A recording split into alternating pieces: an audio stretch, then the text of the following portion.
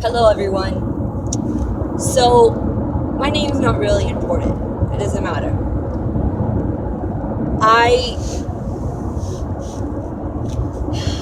want to make this video because I need to get it off my chest. It has been turning around and around over and over in my brain, and I just can't. I can't. I have to just vent. I have to let loose, and I have no one that I think would be better to advise me than you guys. So, I'm a first-year graduate student, and I'm not going to name the university or any of that.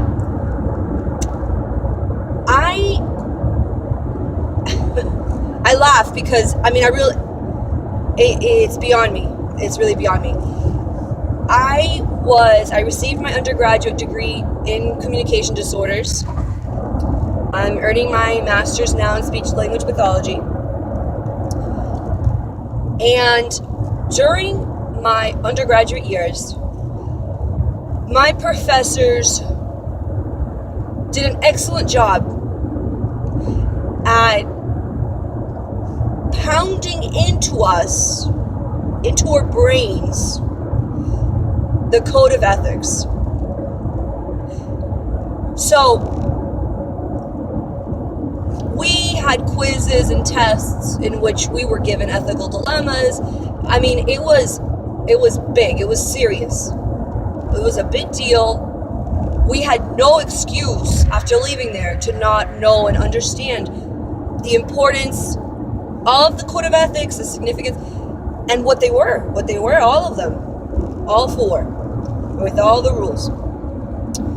So, it's in my nature, generally speaking, already, to be a just and fair person. I like to think that. I like to think that of myself because I'm very passionate about what's right and what's wrong, in general, in life. So, the code of ethics is no different for me.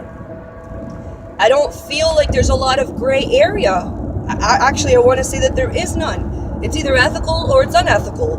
Boom, that's it. So, as a student, I have friends actually at this point throughout the nation. Okay? Not just here in the state that I'm at, but throughout. And we've exchanged stories in reference, clinical rotations, our internships. And I am absolutely beside myself when I hear stories that are clearly absolute violations of the code of ethics. Absolutely. They are horrible. Horrible.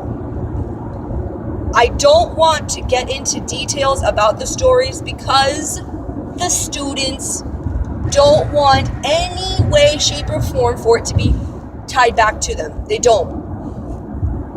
So, because they're my friends, I'm not going to violate that because I don't want to cause drama between me and my friends. But that's my point. It brings me to my point, or many points. I don't even know. I'm just in a rant. We, as students, because this is what was told to me,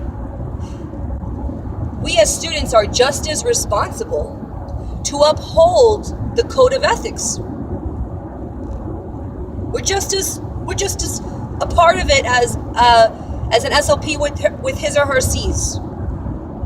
So, I don't understand why SLPs that are out there already with their C's, first of all, why they're violating numerous, they're like repeat offenders of the code of ethics, and probably the law in some situations. Why are they doing that? Why are you guys, speaking to everyone, why are you guys as SLPs with your C's doing unethical things first off. Second off, why are you doing it in front of students? Because now you have involved us. And because of what this particular person had said in the beginning of my rant, we do more for a grade than for money. Why are you putting us in situations where we are fearful to report you to our school, fearful to report you to ASHA, fearful to tell you that you are unethical in your decisions? Why are you putting us in these situations? Why are you teaching us wrong? I don't understand. I don't get it. And the thing is what, I don't know. I can't be the first one to be thinking of these things. When you are teaching students who are impressionable, you have this clay. Why are you molding them the wrong way? Because what happens is this becomes a vicious cycle. You're disrespecting the field of speech-language pathology. You're disrespecting the field of all of the people who have invested their time, their research, their findings. Why are you doing these things? And students, if you're listening, you have an ethical responsibility to be reporting or to be standing up. You're an advocate. You need to speak for your patients, for others. Okay, you need to hold your patients' welfare paramount. That's unacceptable. You're just as guilty and in violation as the SLP who's committing these ethical problems. I'm beside myself. I can't believe it. And what happens is when I ask them, like, why aren't you saying something? Why aren't you speaking up? Why don't you say this?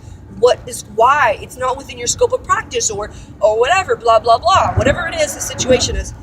They all of them say the same thing. They all say, well, it's because I don't want my supervisor to give me a bad grade. Or I don't want to be kicked out of my rotation or, be taken out of it and then left with no rotation because then I can't graduate on time or they have to add another rotation at the end of my, program or whatever, yada, yada. So at the end of the day, they are doing more for a grade than for money, including violating their virtues.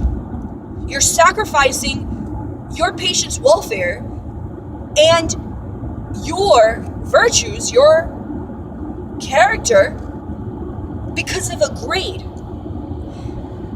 And we as a student group, I'm sure it's not like that at every school and stuff like that, but we should feel comfortable talking to our schools about it. I don't know, we need to really think of something. The schools need to have a better communication with the students in general. This applies for nationwide.